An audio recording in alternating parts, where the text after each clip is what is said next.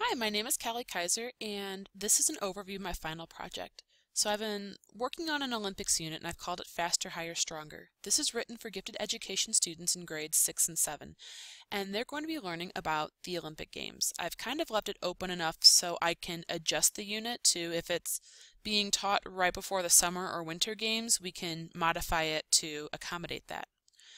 So right now I'm on the front page and I've kind of used a Google site to organize things. One of the things I'm kind of going back and forth between is thinking about if I open this page up to students and teachers, or just to teachers.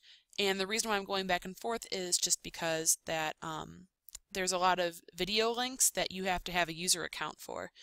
And our students, they don't have Discovery Education or BrainPop accounts, but the teachers do. The other thing is I have included a lot of hyperlinks that they can use, and so I guess it depends on how you'd want to scaffold this for your students. If you want to give them some of this information, you can. If you want them to find the resources on your own, that's understandable as well. So that's something I'm still kind of tossing around. So let's go through the site. My home page has a Powtoon that I created. It's about 1 minute 40 seconds long, and what it does is it goes over the main components of the unit. So basically there's 3 sections they're going to be learning about before their final project. So with the first section, they're going to be learning kind of about the history of the Olympics, learning about host countries, things like that, and actually choosing a country they think would be great to host an Olympic Games and doing some research why that country would be great for this. The second part deals with the athletes and the sports of the Olympics. They'll be choosing an athlete in a sport, creating a nutrition plan for that athlete so they can compete at the optimum level.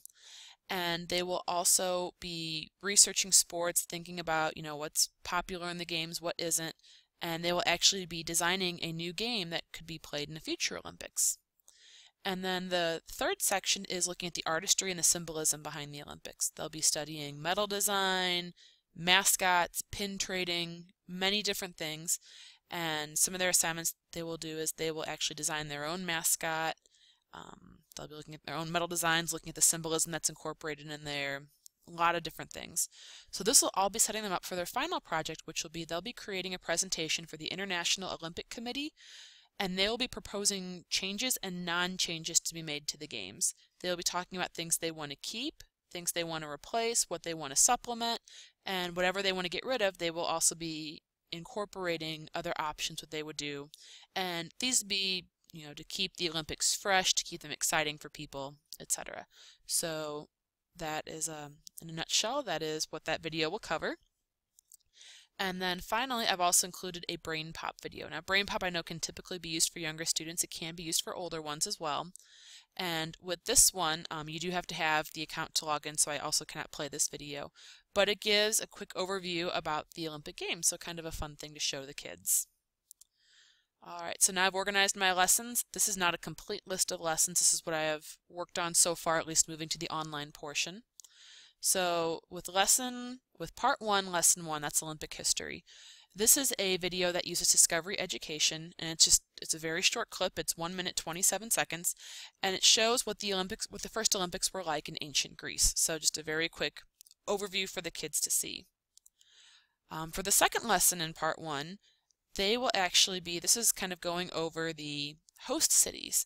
So the first couple links kind of get information about what it costs to be an Olympic host city. What is the application process like? Because a lot of students may not realize that you apply to be a host city many, many years before it's actually your turn to host the Olympic Games. One of their assignments will be is they have the option to use an infographic to kind of display information about their city in order to persuade people to vote for their city to be the host city for the next Olympic Games. And I have an example of an infographic coming up later on this website. So I finally have 2 other video clips from Discovery Education, and they're both really interesting. The first one, Olympic City Announcement, it's only about 42 seconds long, but I wanted kids to see exactly what it looks like, what's going on when they actually announce who's going to be the next Olympic city, because it is a big deal. It looks very much like it's a presentation for the Oscars, so I want them to be able to kind of view that. The second one is on London's Olympic Aquatic Centre, and what I really like about it is it's going to go great for their proposal part for the host city. This video clip shows their Olympic Aquatic Center, and it talks about how it's, state of the art and what they're going to be able to do with the Aquatic Center after the Olympics. How will it benefit their community? And that's really important to see for them because they want to be able to persuade, you don't want to have a host city build this gigantic aquatic center or stadium to be used for a couple of weeks and then have it sit there. So I think there'll be some really good, interesting information for the kids. In the second portion of the unit, so in portion 2, lesson 1, they'll be looking at athlete nutrition. This is a YouTube video from nutritionfacts.org, and it talks about a dietary plan for the average person. So it kind of gives the kids that starting line saying, okay, well, this is probably where I should be. Now, as I'm researching my track stars, I'm researching my gymnast, what do I need to adjust to make sure that their body is able to actively train and they can be at the top condition they need to be to compete in the Olympics. The next one I have also goes with part 3 of my unit, and it's the first lesson, and it is design a mascot.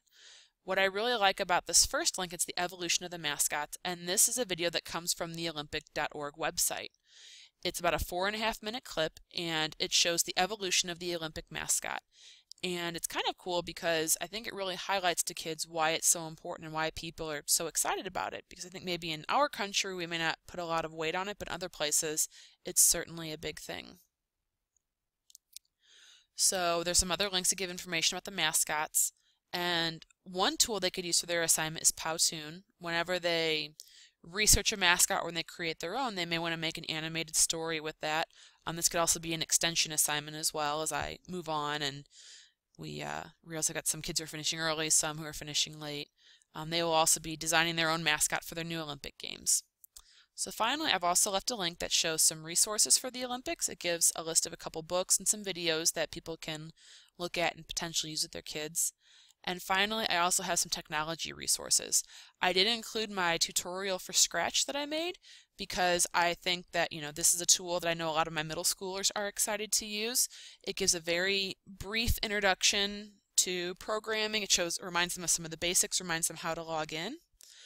And they could be using this to program a digital story for their mascot or some type of a digital activity that gives information about their host city or even their athlete nutrition plan. The possibilities are endless with Scratch. Finally, I use Piktochart. That's for designing infographics. And then I also have I included my YouTube video that I made on a couple of the principles of multimedia because it's a good way for kids to come back and access this resource to refresh themselves on what they should be doing with their projects, how they can make them appealing to their audience, etc. And then finally, as I mentioned earlier, I talked about how the kids will be having to create infographics. So I did go ahead and create one that kind of gives a timeline of the Olympics. So they do have this to look at and they can see kind of how I set it up and organized it. So that would be my project. One of the other things I am hoping that I can do with this website is, along with the assignments, I would like to go ahead and post PDF files or Word doc or some kind of a Google Doc, their assignment description or whatnot. But I'd also like to password protect that as well. So I'm going to be looking into some of those. And I'm definitely open to any type of suggestions, any comments, etc. So I hope you enjoyed my presentation.